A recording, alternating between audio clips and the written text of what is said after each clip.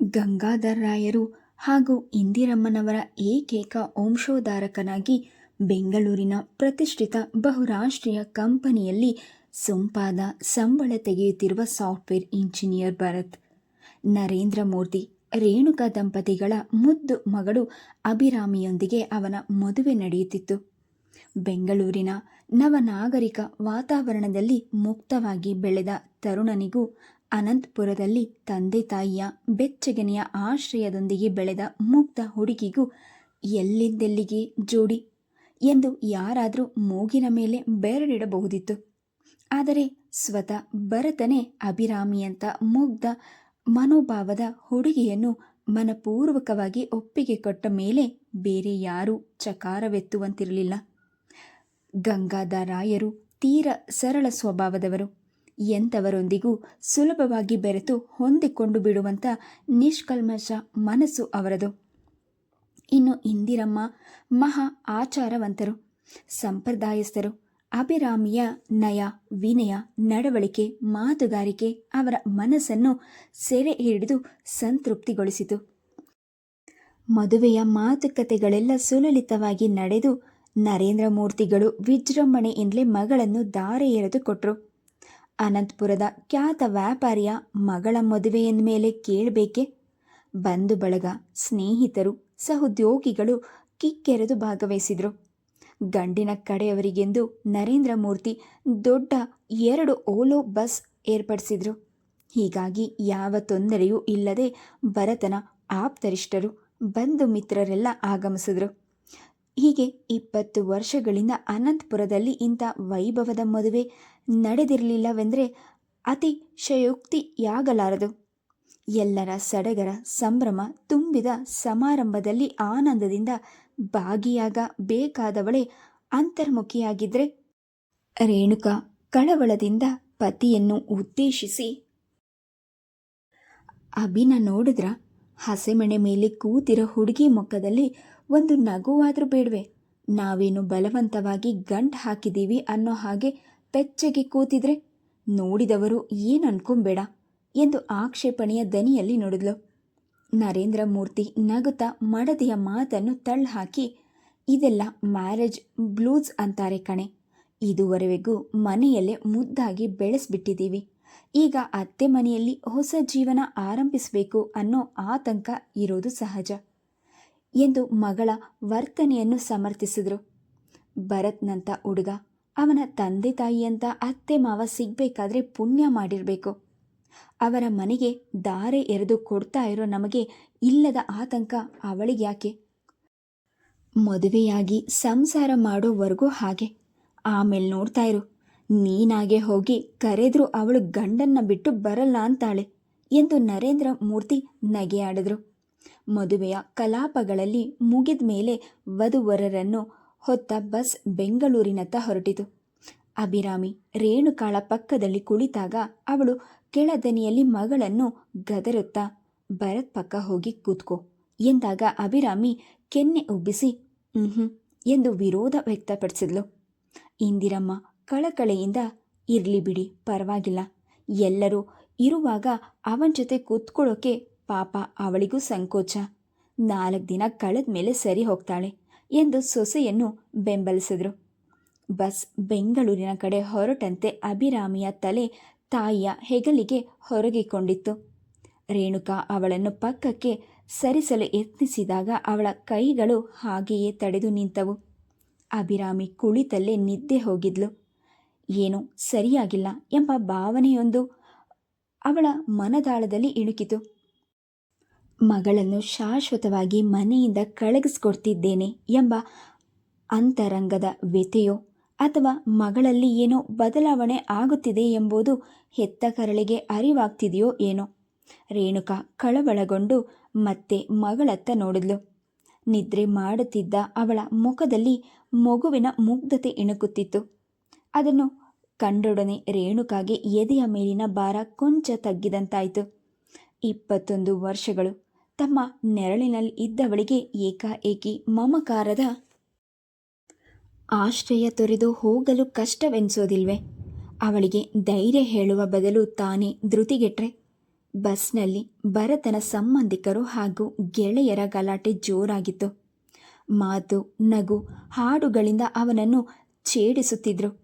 ಭರತ್ ಎಲ್ಲರನ್ನೂ ನಗುಮೊಗದಿಂದ ಸಂಭಾಳಿಸುತ್ತಿದ್ದುದು ಕಂಡು ರೇಣುಕಾ ಸಮಾಧಾನದ ಉಸಿರು ಬಿಟ್ಲು. ಈ ನಗುವಿನಿಂದಲೇ ಅಭಿರಾಮಿಯ ಮನಸ್ಸು ಗೆಲ್ತಾನೆ ಎಂದವಳಿಗೆ ನಿರಾಳವಾಯಿತು. ಬೆಂಗಳೂರು ಸಮೀಪಿಸುತ್ತಿರುವಾಗ ಅಭಿರಾಮಿ ಇದ್ದಕ್ಕಿದ್ದಂತೆ ಬೆಚ್ಚಿ ಕಣ್ತೆರೆದ್ಲು. ಏನಾಯಿತು? ರೇಣುಕಾ ಕೇಳಿದ್ಲು. ಅಭಿರಾಮಿ ಎದ್ದು ಸರಿಯಾಗಿ ಕುಳಿತು ಸುತ್ತಲೂ ನೋಡಿದ್ಲು. ತಾನು ಎಲ್ಲರುವೆನೆಂದು ತಿಳುವಳಿಕೆ ಮೂಡಲು ಅವಳಿಗೆ ಕೆಲವು ಕ್ಷಣಗಳೇ ಬೇಕಾಯಿತು. ಮಮ್ಮಿ, ಇದ್ದಕ್ಕಿದ್ದ ಹಾಗೆ ಏನೋ ಬಡಿದೆಬ್ಬಿಸಿದ ಹಾಗಾಯಿತು. ಅಭಿರಾಮಿ ಹೇಳಿದಾಗ ರೇಣುಕಾ ಮಗಳ ಮುಂದಲೇ ಸರಿ ಮಾಡಿದ್ಲು. ನೀನು ಎದ್ದಿದ್ದು ಒಳ್ಳೆಯದೇ ಆಯಿತು. ಬೆಂಗಳೂರು ಹತ್ರ ಬರ್ತಾ ಇದೆ. ಪರ್ಸ್ನಲ್ಲಿ ಪೌಡರ್ ಕಾಂಪ್ಯಾಕ್ಟ್ ಇದೆ. ಬೇಕಾದರೆ ಮುಖ ಸ್ವಲ್ಪ ಟಚಪ್ ಮಾಡ್ಕೊ. ತಾಯಿಯ ಮಾತು ಕಿವಿಗೆ ಬೀಳದವಳಂತೆ ಅಭಿರಾಮಿ ಕಿಟಕಿಯ ಹೊರಗೆ ಮುಖವಿಟ್ಟು ಹಾದು ಹೋಗುತ್ತಿದ್ದ ರಸ್ತೆ, ಕಟ್ಟಡಗಳು, ವಾಹನಗಳನ್ನು ಆಸಕ್ತಿಯಿಂದ ನೋಡುತ್ತಿದ್ಲು. ಕಿಟಕಿಯಾಚೆ ಮುಖ ಇಡಬೇಡ, ಕಣ್ಣಲ್ಲಿ ಧೂಳು ಬಿದ್ದಿತು. ರೇಣುಕಾ ಎಚ್ಚರಿಸಿದ್ರು ಅವಳು ತದೇಕ ಚಿತ್ತಳಾಗಿ ಎಲ್ಲವನ್ನೂ ನೋಡುತ್ತಿದ್ಲು. ಕ್ರಮೇಣ ಸಂಜೆಗೆಂಪು ಇಳಿಮುಖವಾಗ್ತಿತ್ತು. ಬೆಂಗಳೂರಿನ ಹೊರವಲಯವನ್ನು ದಾಟಿ ಬಸ್ ನಗರದೊಳಗೆ ಪ್ರವೇಶ ಮಾಡಿದಾಗ ಹೊರಗಡೆ ವಾಹನದ ಸದ್ದು, ಟ್ರಾಫಿಕ್ ಸಿಗ್ನಲ್, ಅಪಾರ ಜನಜಂಗುಳಿಯನ್ನು ಕಂಡು ಬಸ್ನಲ್ಲಿದ್ದವರು ಸದ್ದು ಕಡಿಮೆಯಾಗಿತ್ತು. ಅಭಿರಾಮಿಯಂತೂ ಬಿಟ್ಟ ಬಾಯಿ, ನೆಟ್ಟ ಕಣ್ಣಿನಿಂದ ಸಾಲು ಸಾಲು ಅಂಗಡಿಗಳು, ಬಣ್ಣ ಬಣ್ಣದ ದೀಪಗಳನ್ನು ನೋಡುತ್ತಿದ್ದವಳು ಇದ್ದಕ್ಕಿದ್ದಂತೆ ತಾಯಿಯ ಕಡೆ ತಿರುಗಿ, ಮಮ್ಮಿ, ಹಿಂದೆ ಯಾವಾಗಲಾದರೂ ನಾವು ಈ ಊರಿಗೆ ಬಂದಿದ್ವಾ ಎಂದು ಪ್ರಶ್ನಿಸಿದ್ಲು. ನಿಮ್ಮ ಅಪ್ಪನ ಬಿಸ್ನೆಸ್ ಇರೋದೆಲ್ಲ ಅನಂತಪುರದಲ್ಲಿ. ಆಗಾಗ ಚಿತ್ತೂರು, ಕಡಪ ಅಂತ ಸುತ್ತಮುತ್ತಲಿನ ಊರಿಗೆ ಓಡಾಡೋದು ಬಿಟ್ಟರೆ ನಾವು ಆಂಧ್ರ ಬಿಟ್ಟು ಕರ್ನಾಟಕದ ಕಡೆ ಹೆಚ್ಚು ಬಂದವರೇ ಅಲ್ಲ. ಯಾವಾಗಲೋ ನೀನು ಚಿಕ್ಕ ಹುಡುಗಿಯಾಗಿದ್ದಾಗ ಬೆಂಗಳೂರು ಸೈಟ್ ಸೀಯಿಂಗ್ ಅಂತ ಬಂದಿದ್ವೇನೋ, ನನಗೆ ಮರೆತು ಹೋಗಿದೆ. ಇನ್ನು ನಿನಗೆ ಹೇಗೆ ಜ್ಞಾಪಕ ಇರೋಕ್ಕೆ ಸಾಧ್ಯ? ರೇಣುಕಾ ನಕ್ಕಳು. ಆದರೆ ಅಭಿರಾಮಿಯ ಮುಖದಲ್ಲಿ ನಗು ಅರಳಲಿಲ್ಲ. ಅಂದರೆ ನನಗೆ ಬೆಂಗಳೂರು ಹೊಸದು ಅನ್ನಿಸ್ಲಿಲ್ಲ. ಬರೀ ಸೈಟ್ ಸೀಯಿಂಗ್ ಅಷ್ಟೇ ಅಲ್ಲ, ತುಂಬ ದಿನಗಳು ಇಲ್ಲೇ ವಾಸವಾಗಿದ್ದೆ. ಯಾರೋ ಇಲ್ಲಿ ನನಗೆ ಬಹಳ ಪರಿಚಯದವರಿದ್ದಾರೆ. ಯಾರಂತ ಸ್ಪಷ್ಟವಾಗಿ ನೆನಪಿಗೆ ಬರ್ತಾ ಇಲ್ಲ. ರೇಣುಕಾ ಆಶ್ಚರ್ಯದಿಂದ ಅವಳ ಮುಖ ನೋಡಿದ್ಲು. ಮಗಳ ಮುಖಭಾವದಲ್ಲಿ ಯಾವ ಭಾವನೆಯನ್ನು ನಿರ್ದಿಷ್ಟವಾಗಿ ಗುರುತಿಸಲು ಅವಳಿಗೆ ಸಾಧ್ಯವಾಗಲಿಲ್ಲ. ಬಸ್ ಭರತನ ಮನೆಯ ಮುಂದೆ ನಿಂತಾಗ ಭರತ್ ಅಭಿರಾಮಿಗಾಗಿ ಬಾಗಿಲ ಬಳಿಯೇ ಕಾಯುತ್ತಿದ್ದ. ಅಭಿರಾಮಿ ಕೀಲಿ ಕೊಟ್ಟ ಗೊಂಬೆಯಂತೆ ಯಾಂತ್ರಿಕವಾಗಿ ಅವನ ಪಕ್ಕದಲ್ಲಿ ನಿಂತಳು. ಭರತ್ ಅವಳ ಕಡೆ ಬಾಗಿ, ಯಾಕೆ ಅಭಿ, ತುಂಬ ಸುಸ್ತಾಗ್ಬಿಟ್ಟಿದೀಯಾ? ಇನ್ನು ಸ್ವಲ್ಪ ಹೊತ್ತು ಅಷ್ಟೇ, ಆಮೇಲೆ ನನ್ನ ಬಾಹುಗಳಲ್ಲಿ ಸುಖವಾಗಿ ನಿದ್ದೆ ಮಾಡಬಹುದು ಎಂದು ಯಾರಿಗೂ ಕೇಳಿಸದಂತೆ ಅವಳ ಕಿವಿಯಲ್ಲಿ ಪಿಸಿಗುಟ್ಟಿದ. ಅವನ ಬಿಸಿ ಉಸಿರು ಕೆನ್ನೆಗೆ ತಾಕಿದಾಗ ಏಕೋ ಅಭಿರಾಮಿ ಬೆಚ್ಚಿದ್ಲು. ಭರತನ ತೋಳುಗಳಲ್ಲಿ ತಾನು, ಆ ಕಲ್ಪನೆಯಿಂದಲೇ ಅವಳ ಹೃದಯ ತಲ್ಲಣಗೊಂಡಿತು. ಮನೆ ದೀಪಾಲಂಕಾರದಿಂದ ಕಂಗೊಳಿಸುತ್ತಿತ್ತು. ವಿವಿಧ ಚಿತ್ತಾಕರ್ಷಣೆಯಿಂದ ಕೂಡಿದ್ದ ಆಳೆತ್ತರ ಗೇಟು, ಅದರ ಪಕ್ಕದ ಗೋಡೆಯ ಮೇಲೆ ಅಮೃತ ಶಿಲೆಯಲ್ಲಿ ಕೆತ್ತಿದ ಹೆಸರು ಬೃಂದಾವನ. ಮನೆಯ ಆವರಣ ಪ್ರವೇಶಿಸುತ್ತಲೇ ನಯನ ಮನೋಹರವಾದ ಬೃಂದಾವನದ ಕಟ್ಟೆ, ಅದರಲ್ಲಿ ಅರಳಿ ನಿಂತಿದ್ದ ತುಳಸಿ ಗಿಡ, ಅದಕ್ಕೆ ಅಲಂಕರಿಸಿದ ಅರಿಶಿನ, ಕುಂಕುಮ, ಹೂಮಾಲೆ, ಗೆಜ್ಜೆ ವಸ್ತ್ರ, ಇವುಗಳಲ್ಲಿ ಮನೆ ಒಡತಿಯ ಆಚಾರ ವಿಚಾರಗಳು ಸ್ಪಷ್ಟ ರೂಪ ಕಾಣಿಸುತ್ತಿತ್ತು. ಮುಂಬಾಗಿಲ ಬಳಿ ಸ್ವಾಗತ ಕೋರಿ ರಾರಾಜಿಸುತ್ತಿದ್ದ ರಂಗೋಲಿ, ಮನೆಯ ಹಿಕ್ಕೆಲದಲ್ಲಿ ನಳನಳಿಸುತ್ತಿದ್ದ ಹಸಿರು ಗಿಡಗಳು. ಈ ಮನೆಗೆ ಬೃಂದಾವನ ಎಂಬುದು ಅನ್ವರ್ಥನಾಮ ಎಂದು ನೋಡಿದವರಿಗೆಲ್ಲ ಥಟ್ಟನೆ ಅನ್ನಿಸಲೇಬೇಕು. ಭರತ್ ಜೊತೆ ಮದುವೆ ಗೊತ್ತಾದಾಗಿನಿಂದಲೂ ಅಭಿರಾಮಿ ಬೆಂಗಳೂರಿಗೆ ಬಂದಿರಲಿಲ್ಲ. ಹೆಣ್ಣು ನೋಡುವ ಶಾಸ್ತ್ರ ನಿಶ್ಚಿತಾರ್ಥಕ್ಕೆಲ್ಲ ಭರತ್ ಮನೆಯವರೇ ಅನಂತಪುರಕ್ಕೆ ಬಂದಿದ್ದರು. ಇದೇ ಮೊದಲ ಬಾರಿ ಅವಳು ಪಡಿ ಎಡವಿ ಭರತ್ ಮನೆಯನ್ನು ಪ್ರವೇಶ ಮಾಡುತ್ತಿದ್ದುದು. ಯಾವ ಶಾಸ್ತ್ರಕ್ಕೂ ಲೋಪ ಬಾರದಂತೆ ಇಂದಿರಮ್ಮ ಸೊಸೆಯನ್ನು ಮನೆ ತುಂಬಿಸ್ಕೊಂಡ್ರು. ಹೆಂಗಳೆಯರ ಸಂಭ್ರಮ, ಆರತಿ ಎತ್ತೋದು, ತಾಂಬೂಲ ವಿತರಣೆ, ಸಂತೋಷ ಸಡಗರದ ಮಧ್ಯೆ ಅಭಿರಾಮಿ ಗೊಂದಲಗೊಂಡಿದ್ಲು. ಹಿಂದೆ ಈ ಊರನ್ನು ನೋಡಿದ್ದೇನೆ, ಆದರೆ ಈ ಮನೆಯನ್ನಲ್ಲ. ಆ ಮನೆಯ ಬೇರೆ, ಹೆಸರು ಬೃಂದಾವನ. ಅಲ್ಲ ಅಲ್ಲ, ಆ ಮನೆಯ ಹೆಸರೇನು ಬೇರೆ. ಯಾವುದೋ ಆ ಹೆಸರು, ಏನೋ ಮುಸುಕು ಮುಸುಕು, ಯಾವುದು ಸ್ಪಷ್ಟವಿಲ್ಲ. ಇದ್ದಕ್ಕಿದ್ದಂತೆ ಯಾಕೆ ಹೀಗೆಲ್ಲ ಆಗ್ತಾ ಇದೆ ಎಂದವಳಿಗೆ ಗಾಬರಿಯಾಯಿತು. ತನ್ನ ಹಿಡಿತದಲ್ಲಿದ್ದ ಅವಳ ಕೈ ಸಣ್ಣಗೆ ನಡುಗುತ್ತಿದ್ದದನ್ನು ಭರತ್ ಸೂಕ್ಷ್ಮವಾಗಿ ಗಮನಿಸಿದ. ರಿಲ್ಯಾಕ್ಸ್ ಅಭಿ, ಇದು ನಿನ್ನ ಮನೆ, ನಾವೆಲ್ಲ ನಿನ್ನವರು ಎಂದು ಕಿರುನಗೆ ಬೀರುತ್ತಾ ಅವಳ ಅಂಗೈಯನ್ನು ಮೆಲ್ಲಗೆ ಅದುಮಿದ. ಕೋಣೆಯೊಳಗೆ ಸಲಂಕೃತಳಾಗಿ ಬಂದ ಅಭಿರಾಮಿಯನ್ನೇ ಭರತ್ ಅವಲೋಕಿಸಿದ. ತಿಳಿ ಗುಲಾಬಿ ಬಣ್ಣದ ಜರಿ ಅಂಚಿನ ಕ್ರೇಪ್ ಸೀರೆಯ ನುಣುಪು ಅವಳ ನಸುಗೆಂಪು ಮೈ ಬಣ್ಣಕ್ಕೆ ತುಂಬ ಹೊಂದಿಕೆಯಾಗಿತ್ತು. ಕೈಗಳಲ್ಲಿ ಹಸಿರು ಬಳೆಗಳು, ಜೊತೆ ಮುತ್ತು ಕೆಂಪಿನ ಬಳೆ, ಕೊರಳಲ್ಲಿ ಮುತ್ತು ಕೆಂಪಿನ ಅಡಿಕೆಯೊಂದಿಗೆ ಚಿನ್ನದ ಮಾಂಗಲ್ಯ, ಹಣೆಯ ಮಧ್ಯ ರಾರಾಜಿಸುತ್ತಿದ್ದ ಕೊಂಚ ಅಗಲವೆನಿಸುವ ದುಂಡು ಕೆಂಪು ಕುಂಕುಮ, ನೀಲ ಬೆರಳುಗಳಲ್ಲಿ ಎದ್ದು ಕಾಣುತ್ತಿದ್ದ ಚಿತ್ತಾರದ ಮೆಹಂದಿ, ನಡೆದು ಬರುವಾಗ ನೂಪರ ಹಾಗೂ ಕಾಲುಂಗರದ ಸದ್ದು. ಸರ್ವಾಂಗ ಸುಂದರಿಯಾಗಿ, ತನ್ನ ಬಾಳಿನ ಸಧರ್ಮಿಣಿಯಾಗಿ ತನ್ನನ್ನು ಸಮೀಪಿಸಿದಾಗ ಅವನ ಮೈ ಮನಸ್ಸು ಬೆಚ್ಚಗಾಯಿತು. ಬಾ ಅಭಿ, ಕುತ್ಕೋ ಎಂದು ಅವಳ ಕೈ ಹಿಡಿದು ತನ್ನ ಬಳಿ ಕೂಡಿಸಿಕೊಂಡಾಗ ಅವನ ಹೃದಯ ನವಿರಾಗಿ ಕಂಪಿಸುತ್ತಿತ್ತು. ಅಭಿರಾಮಿಯ ಹಣೆಯ ಮೇಲೂ ಮುತ್ತಿನ ಹನಿಗಳಂತೆ ಬೆವರಿನ ಸಾಲು ಹರಡಿತು. ಅದನ್ನು ತಡೆಯಲು ಭರತ್ ಕೈ ಮುಂದೆ ತಂದಾಗ ಅವಳು ಹಿಂದೆ ಸರಿದು ತಾನೇ ಸೆರಗಿನ ಅಂಚಿನಿಂದ ಹಣೆ ಹೊತ್ಕೊಂಡ್ಳು. ಭರತ್ಗೆ ಇನ್ನು ನಗು ತಡೆಯಲು ಸಾಧ್ಯವಾಗಲಿಲ್ಲ. ಅವನು ನಕ್ಕಾಗ ಅಭಿರಾಮಿ ಆಶ್ಚರ್ಯ ಗೊಂದಲದಿಂದ ಅವನತ್ತ ನೋಡಿದ್ಲು. ಹಳೆಯ ಕಪ್ಪು ಬಿಳುಪಿನ ಪಿಕ್ಚರ್ನಲ್ಲಿ ಇದೇ ತರಹ ದೃಶ್ಯ ನೋಡಿದ ಜ್ಞಾಪಕ ಬರ್ತಾ ಇದೆ. ಈ ಸಂಕೋಚ ಮುಜುಗರ ಯಾಕೆ? ನೀನು ನನ್ನ ಹೆಂಡತಿ ಅಷ್ಟೇ ಅಲ್ಲ, ಸ್ನೇಹಿತೆ ಅಂದ್ಕೊಂಡಿದ್ದೀನಿ. ಯಾಕೆಂದರೆ ಗೆಳೆತನವಿಲ್ಲದ ದಾಂಪತ್ಯಕ್ಕೆ ಅರ್ಥನೇ ಇಲ್ಲ ಅಂತ ನನ್ನ ಭಾವನೆ ಎನ್ನುತ್ತಾ ಅವಳ ಎಗಲ ಮೇಲೆ ಕೈ ಇಟ್ಟ. ಅವಳು ಧಮನಿಗಳಲ್ಲಿ ರಕ್ತದ ವೇಗ ಹೆಚ್ಚಿದ್ದು ಅವನ ಸ್ಪರ್ಶಕ್ಕೆ ಅರಿವಾಗಿತ್ತು. ನಾನು ನಿಮ್ಮ ಹೆಂಡತಿಯಾಗೋಕೆ ಸಾಧ್ಯ ಇಲ್ಲ. ಮೊದಲ ರಾತ್ರಿ ನೂತನ ವಧುವಿನ ಬಾಯಲ್ಲಿ ಇಂಥ ಮಾತು, ಒಲವಿನ ನುಡಿಗಳಿಗಾಗಿ ಪರಿತಪಿಸುತ್ತಿರುವ ಹೊತ್ನಲ್ಲಿ ಈ ಸಿಡಿಲಿನಂಥ ಮಾತು ಎಂಥ ಗಂಡಸಿಗಾದರೂ ಎದೆ ತಲ್ಲಣಿಸುವ ಹೋಗಲೇಬೇಕು. ಭರತ್ ದಿಗ್ಭ್ರಾಂತನಾಗಿ ಹೋದ. ಆದರೆ ಒಂದು ಕ್ಷಣ ಮಾತ್ರ ಸವರಿಸಿಕೊಂಡು ಅವಳ ಮುಖ ನೋಡಿದಾಗ ಹವಣಿಸಿದಂತೆ ಅಲ್ಲಿ ಹಠ ತಿರಸ್ಕಾರದ ಭಾವವಿರಲಿಲ್ಲ. ಕಣ್ಗಳಲ್ಲಿ ಆತಂಕ ಗೊಂದಲ ಎಣಿಕುತ್ತಿತ್ತು.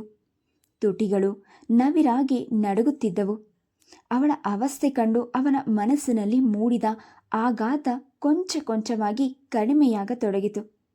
ಅವನು ಅವಳ ಮುಖದತ್ತ ಬಾಗಿ ಮೃದುವಾಗಿ, ನನ್ನ ಕಂಡ್ರೆ ಭಯನಾ ಎಂದು ಕೇಳ್ದ. ಅಭಿರಾಮಿ ಇಲ್ಲ ಎನ್ನುವಂತೆ ತಲೆ ಆಡಿಸಿದ್ಲು. ಗಂಡ ಅನ್ನೋ ಅಧಿಕಾರ ಪ್ರಯೋಗ ಮಾಡುವಂಥ ನೀಚ ನಾನಲ್ಲ ಅಭಿ. ಅಂತ ಭಯವೇನಾದರೂ ನಿನ್ನ ಮನಸ್ಸಿನಲ್ಲಿದ್ದರೆ ಮೊದಲು ಅದನ್ನು ಕಿತ್ತು ಹಾಕ್ಬಿಡು. ದಾಂಪತ್ಯ ಜೀವನದಲ್ಲಿ ಪರಸ್ಪರ ಅರ್ಥ ಮಾಡ್ಕೊಳ್ಳೋದು ಮುಖ್ಯ. ಮನಸ್ಸು ಹಂಚ್ಕೊಂಡ ಮೇಲೆ ಅಲ್ವಾ ದೇಹ ಹಂಚ್ಕೊಳ್ಳೋಕೆ ಸಾಧ್ಯ ಆಗೋದು ಎಂದು ಭರತ್ ಹೇಳಿದಾಗ ದುಗುಡದಿಂದ ಅವಳ ಮುಖದಲ್ಲಿ ಕಾರ್ಮೋಡ ಕವಿಯಿತು. ಅದೇ ನನಗೆ ಸಾಧ್ಯ ಆಗ್ತಾ ಇಲ್ಲ ಭರತ್. ನಿಮ್ಮ ಸ್ನೇಹಿತೆ ಆಗಬಲ್ಲೆ, ಆದರೆ ಹೆಂಡತಿ ಆಗಲಾರೆ. ಯಾಕಭಿ, ಏನು ತಪ್ಪಿದೆ ಅದರಲ್ಲಿ? ಮದುವೆ ಆದಮೇಲೆ ಗಂಡ ಹೆಂಡತಿಯಿಂದ ಪ್ರೀತಿ ಅಪೇಕ್ಷೆ ಪಡೋದು ನ್ಯಾಚುರಲ್ ಅಲ್ವಾ? ನಿನಗೆ ತುಂಬ ಆಯಾಸವಾಗಿದ್ದರೆ ಹಾಗಂತ ಬಾಯ್ಬಿಟ್ಟು ಹೇಳು, ನಾನೇನು ಬೇಜಾರು ಮಾಡ್ಕೊಳ್ಳಲ್ಲ. ಆದರೆ ನೀನು ನನ್ನಿಂದ ದೂರ ಇರೋ ಮಾತು ಮಾತ್ರ ಆಡಬೇಡ, ಅದನ್ನು ನನಗೆ ಸಹಿಸ್ಕೊಳ್ಳೋಕ್ಕಾಗಲ್ಲ. ಅವನ ಧ್ವನಿಯಲ್ಲಿ ನೋವು ಇಣುಕುತ್ತಿತ್ತು. ನಾನು ಹೇಳಿದ್ನಲ್ಲ, ನನ್ನ ಮನಸ್ಸು ಸರಿಯಾಗಿಲ್ಲ, ನನ್ನ ಪಾಡಿಗೆ ನನ್ನನ್ನು ಬಿಟ್ಬಿಡಿ. ಅವಳ ಅಸಹನೀಯ ಮಾತುಗಳು ಅವನ ಸ್ವಾಭಿಮಾನವನ್ನು ಬಡಿದೆಬ್ಬಿಸಿತು. ಅವನು ತಟ್ಟನೆ ಎದ್ದು ಬಾಲ್ಕನಿಯ ಬಾಗಿಲು ತೆಗೆದು ಹೊರಗೆ ಹೋಗಿ ನಿಂತ. ಬೀಸುತ್ತಿದ್ದ ತಂಗಾಳಿ ಅವನ ಬಡಲ ಬೇಗುದಿಯನ್ನು ತಣ್ಣಗೆ ಮಾಡಲು ಅಸಮರ್ಥವಾಗಿತ್ತು. ಅಭಿರಾಮಿಯ ಅನಿರೀಕ್ಷಿತ ವರ್ತನೆ ಅವನಿಗೆ ಅತ್ಯಂತ ಆಘಾತ ಉಂಟುಮಾಡಿತು. ತಾನು ಎದ್ದು ಬಂದ ಮೇಲೆ ಅವಳಿಗೆ ತನ್ನ ತಪ್ಪಿನ ಅರಿವಾಗಿ ತನ್ನ ಬಳಿ ಬರಬಹುದೇ ಎಂದು ಮನಸ್ಸಿನ ಮೂಲೆಯಲ್ಲಿ ಆಸೆ ಹೆಡೆಯಾಗಿತ್ತು. ಮರುಕ್ಷಣದಲ್ಲಿ ಅವಳು ನಗುತ್ತಾ ಬಂದು ಹಿಂದಿನಿಂದ ತನ್ನ ಮಾಲೆ ಹಾಕ್ತಾಳೆ ಎಂದು ಕ್ಷಣ ಕ್ಷಣಕ್ಕೂ ನಿರೀಕ್ಷೆ ಮಾಡ್ತಿದ್ದ. ಕ್ಷಣಗಳು ನಿಮಿಷವಾಯಿತು. ಅಭಿರಾಮಿ ಬರಲಿಲ್ಲ. ರೂಮಿನಲ್ಲಿ ಒಬ್ಬಳೆ ಕುಳಿತು ಏನು ಮಾಡ್ತಿದ್ದಾಳೆ ಎಂಬ ಕಸಿವಿಸಿಯಿಂದ ಭರತ್ ಇಣುಕಿ ನೋಡಿದ. ಮಂಚ ಕೊರಗಿ ಕುಳಿತ ಅಭಿರಾಮಿ ಯಾವುದೋ ದೀರ್ಘಾಲೋಚನೆಯಲ್ಲಿ ಮುಳುಗಿದಂತೆ ತೋರುತ್ತಿತ್ತು. ಮದುವೆಯಾದ ಮೊದಲ ರಾತ್ರಿ ಮದುವಣಗಿತ್ತಿಗಿರುವ ಚಿಂತೆಯಾದರೂ ಏನು? ಅವನ ಹತ್ತಿರ ಬಂದ ಅವಳ ತಲೆ ಕೂದಲು ನವರಿಸಿದಾಗ ಅಭಿರಾಮಿ ತಲೆ ಎತ್ತಿ ಅವನತ್ತ ನೋಡಿದ್ಲು. ಆ ಕಣ್ಗಳಲ್ಲಿ ಅವನು ಕಾಣ ಬಯಸಿದ ಪ್ರೇಮದ ಬೆಳಕು ಇಣುಕುತ್ತಿರಲಿಲ್ಲ. ಯಾವುದೋ ಅಶಾಂತಿಯ ನೆರಳು ಹರಡಿತು. ಭರತ್, ಐ ಆಮ್ ಸಾರಿ, ಅವಳು ಮೆಲ್ಲನೆ ಹೇಳಿದಾಗ ಅವನು ತಕ್ಷಣ ಮಾತನಾಡಲಿಲ್ಲ. ನಂತರ ನಿಧಾನವಾಗಿ, ನಾನು ಅತಿಕ್ರಮಿಸಿ ನೋಡೋಕ್ಕಾಗಲ್ಲ ಅಭಿ, ಚಿಂತೆ ಮಾಡಬೇಡ ಎಂದಾಗ ಅವಳು ತಲೆ ಆಡಿಸಿದ್ಲು. ನನ್ನ ಚಿಂತೆ ಅದಲ್ಲ. ಮತ್ತೆ ಏನಾಯಿತು ಅಂತ ಹೇಳು ಅಭಿ. ಗೊತ್ತಿಲ್ಲ ಭರತ್, ನನಗೇನೋ ಆಗ್ತಾ ಇದೆ, ಆದರೆ ಏನಂತ ಗೊತ್ತಾಗ್ತಿಲ್ಲ. ಯಾಕೆ ಅಂತ ಗೊತ್ತಾಗ್ತಿಲ್ಲ. ಒಟ್ನಲ್ಲಿ ನನ್ನ ಮನಸ್ಸು ಸರಿಯಾಗಿಲ್ಲ.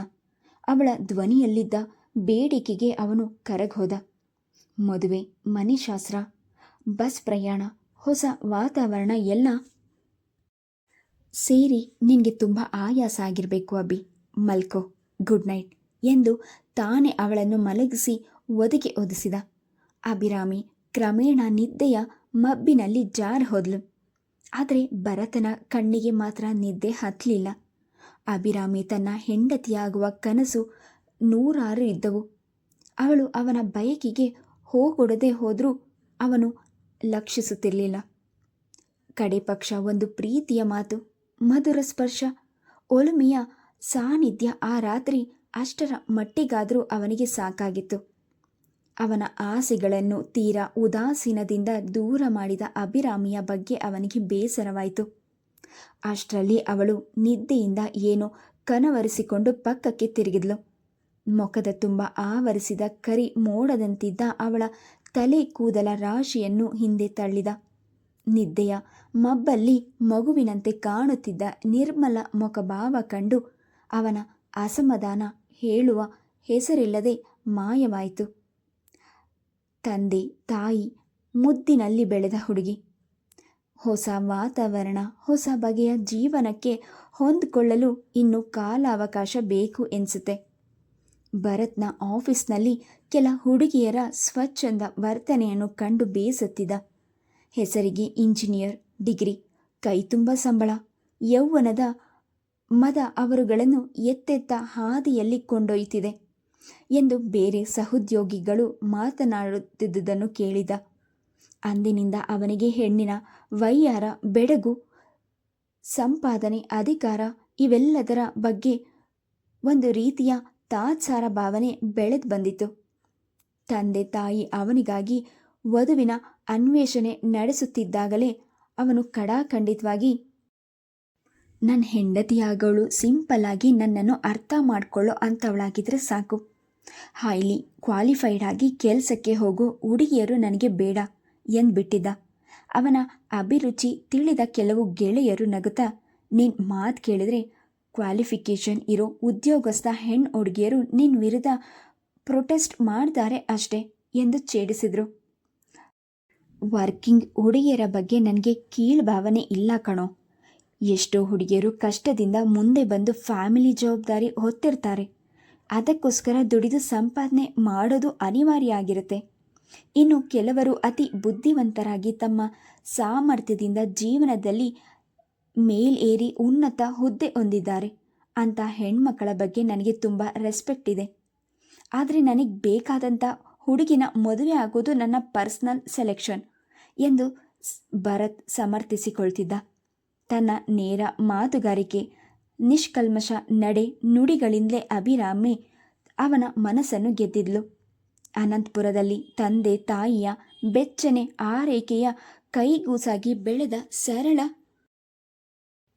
ಮನಸ್ಸಿನ ಹುಡುಗಿ ಏಕಾಏಕಿ ತನ್ನ ರಸಿಕತೆಗೆ ಸಹಕಾರ ನೀಡಬೇಕೆಂಬುದು ತಾನು ನಿರೀಕ್ಷಿಸೋದು ಎಷ್ಟರ ಮಟ್ಟಿಗೆ ಸಮಂಜಸ ಎಂದು ಯೋಚಿಸಿದಾಗ ಅವನಿಗೆ ತನ್ನದೇ ತಪ್ಪು ಎನಿಸಿತು.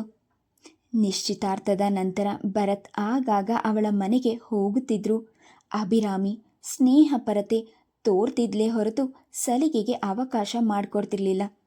ಒಮ್ಮೆ ಅವಳು ಒಂಟಿಯಾಗಿದ್ದಾಗ ಭರತ್ನಿಂದ ಒಂದೇ ಒಂದು ಚುಂಬನದ ಬೇಡಿಕೆ ಅವಳು ಲಜ್ಜೆಯಿಂದ ಎಂದು ನಿರಾಕರಿಸಿ ಅವನ ಕೈಗೆ ಸಿಗದೆ ಹೊರಗೆ ಓಡ್ಬಿಟ್ಟಿದ್ಲು. ಅಂದಿನಿಂದ ಅವನು ಆದಷ್ಟು ಸಂಯಮದಿಂದಲೇ ಅವಳ ಜೊತೆ ನಡೆದುಕೊಳ್ಳುತ್ತಿದ್ದ. ಅಂತ ಹುಡುಗಿ ತನ್ನೊಡನೆ ಏಕಾಂತದಲ್ಲಿ ಸಂಕೋಚ ಮುಜುಗರ ವ್ಯಕ್ತಪಡಿಸೋದು ಸಹಜ. ನಾನು ತಾಳ್ಮೆಯಿಂದಿದ್ರೆ ಅವಳು ಒಲಿಯುತ್ತಾಳೆ ಎಂದು ನಿರ್ಧರಿಸಿದಾಗ ಅವನ ಮನಸ್ಸು ಹಗುರವಾಯಿತು. ಅಭಿರಾಮಿಗೆ ಎಚ್ಚರವಾದಾಗ ಪಕ್ಕದಲ್ಲಿ ಮಲಗಿದ್ದ ಭರತ್ ಗಾಢ ನಿದ್ರೆಯಲ್ಲಿದ್ದ. ತಾನು ಎಲ್ಲಿರುವೆನೆಂದು ತಿಳಿಯಲು ಅವಳಿಗೆ ಕೆಲ ಕ್ಷಣಗಳೇ ಬೇಕಾಯಿತು. ರ್ಯಾಕಿನ ಮೇಲಿದ್ದ ಪುಟ್ಟ ಅಲಾರಾಂ ಗಡಿಯಾರ 7 ಗಂಟೆ ತೋರುತ್ತಿತ್ತು. ಅಭಿರಾಮಿ ಭರತ್ಗೆ ಎಚ್ಚರವಾಗದಂತೆ ಎದ್ದು ಹೊರಗೆ ಬಂದಾಗ ಗಂಗಾಧರರಾಯರು ಕಂಚಿನ ಕಂಠದಲ್ಲಿ ಶ್ಲೋಕ ಹೇಳುತ್ತಾ ಸಂಧ್ಯಾವಂದನೆ ಮಾಡುತ್ತಾ ದೇವರ ಮನೆಯಲ್ಲಿ ಕುಳಿತಿದ್ರು. ಈ ದೃಶ್ಯ ಅಭಿರಾಮಿಗೆ ಹೊಸದೇನೂ ಆಗಿರಲಿಲ್ಲ. ಅನಂತಪುರದಲ್ಲಿದ್ದಾಗಲೂ ಮೂರ್ತಿಗಳು ಬೆಳಗ್ಗೆ ಎದ್ದ ಕೂಡಲೇ ಸ್ನಾನ ಸಂಧ್ಯಾವಂದನೆ ಮುಗಿಸಿಯೇ ಬಾಯಿಗೆ ಏನಾದರೂ ಹಾಕೊಳ್ತಿದ್ದಿದ್ದು. ಮನೆಯಲ್ಲಿ ಮಂಗಳಾರತಿ ಗಂಟೆ ಸದ್ದು ಕೇಳಿ ಒಂದೆಡೆ ತಾನು ಓಡಿ ಬರುತ್ತಿದ್ದುದು ಅಭಿರಾಮಿಗೆ ನೆನಪಾಯಿತು. ತುಳಸಿ ಪೂಜೆ ಮುಗಿಸಿ ಒಳಗೆ ಬಂದ ಇಂದಿರಮ್ಮನ ಮುಖ ಅಭಿರಾಮಿಯನ್ನು ಕಂಡೊಡನೆ ಪ್ರಸನ್ನಗೊಂಡಿತು. ಓ, ನೀನು ಆಗಲೇ ಎದ್ಬಿಟ್ಯಾ? ಭರತ್ ಏನು ಮಾಡ್ತಿದ್ದಾನೆ? ಅವರಿನ್ನು ಮಲಗಿದ್ದಾರೆ ಅಭಿರಾಮಿ ಹೇಳಿದಾಗ ಇಂದಿರಮ್ಮನ ಮುಖ ಮೃದುವಾಯಿತು. ನೀನ್ಯಾಕೆ ಇಷ್ಟು ಬೇಗ ಎದ್ದು ಬಂದೆ? ನೆನ್ನೆ ಎಲ್ಲ ಮದುವೆ ಗಲಾಟಿ ಆಯಾಸ, ಇನ್ನು ಸ್ವಲ್ಪ ಹೊತ್ತು ಮಲಗಬಾರ್ದಿತ್ತೆ. ಅಭಿರಾಮಿಯ ಮುಖ ವಿವರಣಗೊಂಡಿತು. ಅತ್ತೆಯ ಇಂಕಿತ ಅರಿಯಲಾಗದಷ್ಟು ಅವಳು ಅಮಾಯಕಳಾಗಿರಲಿಲ್ಲ. ತನ್ನ ಮುಖಭಾವ ಕಾಣದಂತೆ ಅವಳು ತಲೆ ತಗ್ಗಿಸಿ, ಅಮ್ಮ, ಬೆಳಗ್ಗೆ ನನಗೆ ಯಾವಾಗಲೂ ಬೇಗ ಎದ್ದು ಅಭ್ಯಾಸ ಎಂದ್ಲು. ನಿಮ್ಮ ತಂದೆ ತಾಯಿ ಎದ್ದು ಸ್ನಾನ ಮುಗಿಸಿದ್ದಾರೆ. ನೀನು ಮುಖ ತೊಳ್ಕೊಂಡು ಬಾ, ಎಲ್ಲರಿಗೂ ಕಾಫಿ ಮಾಡ್ತೀನಿ. ಅತ್ತೆಯ ಆದೇಶದಂತೆ ಅಭಿರಾಮಿ ಮುಖ ತೊಳೆದು ಬರುವ ಹೊತ್ತಿಗೆ ದೇವರ ಮನೆಯಿಂದ ಮಂಗಳಾರತಿಯ ಸದ್ದು ಕೇಳಿಸಿತು. ಪೋರ್ಟಿಕೋದಲ್ಲಿ ಕುಳಿತಿದ್ದ ನರೇಂದ್ರ ಮೂರ್ತಿಗಳು ಹಾಗೂ ರೂಮಿನಲ್ಲಿ ಸಾಮಾನುಗಳನ್ನು ಜೋಡಿಸಿಕೊಳ್ಳುತ್ತಿದ್ದ ರೇಣುಕಾ ಆ ಸದ್ದು ಕೇಳಿ ಹೊರಗೆ ಬಂದರು. ಅವರಿಬ್ಬರಿಗೂ ಮಂಗಳಾರತಿ ನೀಡಿದ ಮೇಲೆ ಗಂಗಾಧರರಾಯರು, ಮಗು, ಮಂಗಳಾರತಿ ತಗೋ ಬಾಮ ಎಂದು ಅಭಿರಾಮಿಯನ್ನು ಕರೆದಾಗ ಮೂರ್ತಿಗಳು ರೇಣುಕಾ ಮುಖ ನೋಡಿಕೊಂಡು ನಕ್ಕರು. ಆ ನಗೆಯಲ್ಲಿ ಮಗಳು ಒಳ್ಳೆಯ ಮನೆ ಸೇರಿದ್ದಾಳೆಂಬ ಸಂತೃಪ್ತಿ ತುಂಬಿಕೊಂಡಿತ್ತು. ಅತ್ತೆಯ ಆದೇಶದ ಮೇರೆಗೆ ಅಭಿರಾಮಿ ತಲೆಗೆ ಸ್ನಾನ ಮಾಡಿ ಅಭ್ಯಾಸ ಬಲದಂತೆ ದೇವರಿಗೆ ನಮಸ್ಕಾರ ಮಾಡಲು ದೇವರ ಮನೆಗೆ ಕಾಲಿಟ್ಲು. ಅರಿಶಿನ ಕುಂಕುಮ ಹೂ ಹಾಕಿ ಪೂಜೆ ಮಾಡು. ಇವತ್ತು ನಿಮ್ಮಿಬ್ಬರಿಗೋಸ್ಕರ ಸತ್ಯನಾರಾಯಣ ಪೂಜೆ ಇಟ್ಕೊಂಡಿದ್ದೀವಿ. ಇನ್ನೇನು ನೆಂಟರೆಲ್ಲ ಬಂದ್ಬಿಡ್ತಾರೆ ಎಂದು ಹೇಳಿ ಇಂದಿರಮ್ಮ ಲಘು ಬಗೆಯಿಂದ ಎದ್ದು ಹೋದರು. ಅಭಿರಾಮಿ ಅಗಲವಾದ ಬೆಳ್ಳಿಯ ಪಂಚವಾಳ ಕೈಗೆತ್ತಿಕೊಂಡಾಗ ಅವಳ ಕೈಗಳ್ಯಾಕೋ ತಡೆದವು. ಇದೇ ರೀತಿ ತಾನು ಪೂಜೆ ಮಾಡುತ್ತಿದ್ದ ನೆನಪು. ಎಲ್ಲಿ? ಅನಂತಪುರದಲ್ಲಂತೂ ಖಂಡಿತ ಅಲ್ಲ. ಯಾವುದು ದೇವಸ್ಥಾನ, ಆದರೆ ಪೂಜೆ ಮಾಡುವ ವಿಧಾನ ಬೇರೆ. ಅಭಿರಾಮಿ ಅರಿಶಿನ ಕುಂಕುಮದ ಬಟ್ಟಲು ಅಲ್ಲೇ ಇಟ್ಟು ಏಕೋ ಅಲ್ಲಿಂದ ಎದ್ಬಿಟ್ಲು. ಸೊಸೆಯನ್ನು ನೋಡುತ್ತಲೇ ಇಂದಿರಮ್ಮ ಅವಳನ್ನೇ ಉದ್ದೇಶಿಸಿ, ಭರತ್ ಎದ್ದಿದ್ದಾನೆ, ಅವನಿಗೆ ಕಾಫಿ ಕೊಟ್ಟು ಬೇಗ ಸ್ನಾನ ಮಾಡೋಕ್ಕೆ ಹೇಳು ಅಭಿ. ಇನ್ನೇನು ನಿಮ್ಮ ತಂದೆ ತಾಯಿನೂ ಪೂಜೆಗೆ ರೆಡಿ ಆಗ್ತಿದ್ದಾರೆ. ನನಗೆ ಒಳಗಡೆ ತುಂಬ ಕೆಲಸ ಇದೆ ಎಂದು ಗಡಿಬಿಡಿಯಿಂದ ಒಳಗೆ ಹೋದರು. ಅಭಿರಾಮಿ ಕಾಫಿ ಬೆರೆಸ್ಕೊಂಡು ಮಹಡಿ ಏರಿ ಹೋದಾಗ ಭರತ್ ಕನ್ನಡಿಯ ಮುಂದೆ ನಿಂತು ತಲೆ ಕೂದಲು ಸರಿ ಮಾಡಿಕೊಳ್ಳುತ್ತಿದ್ದ. ಅವನಾಗಲೇ ಎದ್ದು ಮುಖ ತೊಳೆದಿರುವನೆಂಬ ಚಿಹ್ನೆಯಾಗಿ ಕಿವಿಯ ಬಳಿ ಕೂದಲು ತೇವವಾಗಿತ್ತು. ಅಭಿರಾಮಿ ಒಳಗೆ ಬಂದೊಡನೆ ಅವಳ ಕಡೆ ತಿರುಗಿ ಗುಡ್ ಮಾರ್ನಿಂಗ್ ಎಂದು ಕಿರುನಗೆ ಬೀರಿದ. ಗುಡ್ ಮಾರ್ನಿಂಗ್, ಕಾಫಿ ತಂದಿದ್ದೀನಿ, ಎನ್ನುತ್ತಾ ಕಾಫಿ ಅವನ ಮುಂದೆ ಇಡಿದಾಗ ಅವನು ಕಣ್ಣು ಕಿರಿದು ಮಾಡಿ ಅವಳತ್ತ ನೋಡಿದ. ಅಂತೂ ಫುಲ್ ಪ್ಲೆಡ್ಜ್ ಗೃಹಿಣಿ ಆಗ್ಬಿಟ್ಟಿಯಾ ಒಂದೇ ದಿನದಲ್ಲಿ? ಅವನ ಮಾತಿನಲ್ಲಿ ತುಂಟತನ ಲೇಪನವಿತ್ತು. ಅಭಿರಾಮಿ ಮಾತನಾಡಲಿಲ್ಲ. ಸೇಬು ಹರಿಸಿನ ಹಂಚು ಕೆಂಪು ಜರಿ ಅಂಚಿನ ಸೀರೆ, ಅದೇ ಮಾದರಿಯ ತುಂಡು ತೋಳಿನ ರವಿಕೆ, ಅರ್ಧ ಒಣಗಿದ ಕೂದಲನ್ನು ಸಡಿಲವಾಗಿ ಎಣೆದ ಜಡೆ, ಆಕೆ ತಪ್ಪಿ ಹಣೆಯ ಮೇಲೆ ಕೆದರಿದ ತುಂಟ ಮುಂಗುರುಳು, ಹಣೆಯಲ್ಲಿ ಎದ್ದು ಕಾಣುತ್ತಿದ್ದ ದುಂಡು ಕುಂಕುಮ, ಮೂಗಿನಲ್ಲಿ ವಜ್ರದ ನತ್ತು, ಅದಕ್ಕಿಂತ ಮಿಗಿಲಾಗಿ ಹೊಳೆಯುತ್ತಿದ್ದ ಕಣ್ಗಳು. ಭರತ್ ಅವಳನ್ನೇ ನೋಡಿದ. ನೋಡಿ ತಣಿಯದಾದ ಅವಳ ಬಳ್ಳಿ ನಡುವನ್ನು ಹತ್ತಿರ ಕೆಳಕೊಂಡು ಆ ಚಲುವನ್ನು ಆಸ್ವಾದಿಸಬೇಕೆಂಬ ಬಯಕೆ ಮುಗಿಲೆದ್ದು ಕುಣಿಯುತ್ತಿತ್ತು. Please subscribe the channel, like and share. Thank you.